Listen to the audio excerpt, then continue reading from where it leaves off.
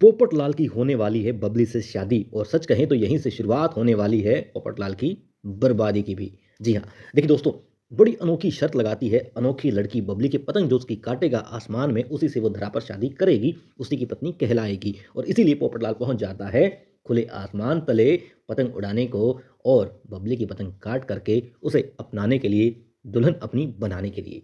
अब बड़े बड़े बाहुबली आते हैं, पतंग उड़ाते हैं, मगर बबली के सामने हार जाते हैं। चंद घंटों में ही दर्जनों लोग अपनी पतंग कटवाते हैं बबली के हाथों। मगर मगर पोपटलाल बहुत उत्साहित है और इसी उत्साह में उसने भी अपनी पतंग आसमान में उड़ा दी है। डोर हाथ में थामे है, साथ में थामना चाहता है हाथ बबली जी का और बबली जी भी चाहती हैं कि कोई हो जो उसकी पतंग को काट दे और फिर बबली की डोर अपने हाथ में ले ले और जीवन संगनी उसे अपनी बना ले।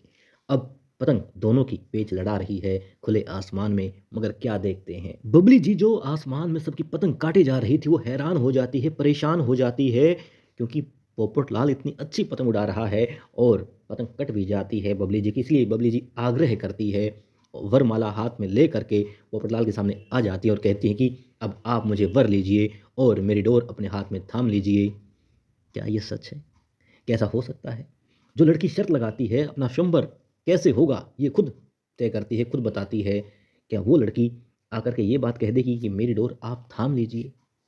मुनासिब तो नहीं लगता। बल्कि दोस्तों, मुझे तो ये लग रहा है कि पोपटलाल ख्वाब देख रहा है, पतंग तो बड़ी अच्छी उड़ा रहा है और होश भी उड़ा दिया है बबली जी का उसने। मगर मगर अब इसी ओवर कॉन्फिडेंस में वो मारा जाएगा और अपनी पतंग खुद इसी गलतफहमी में कटवा बैठेगा, क्योंकि अब उसका ध्यान आसमान से हट गया है, पतंग से हट गया है, सिर्फ बबली पर टिक गया है और बबली जी पर ये ध्यान है।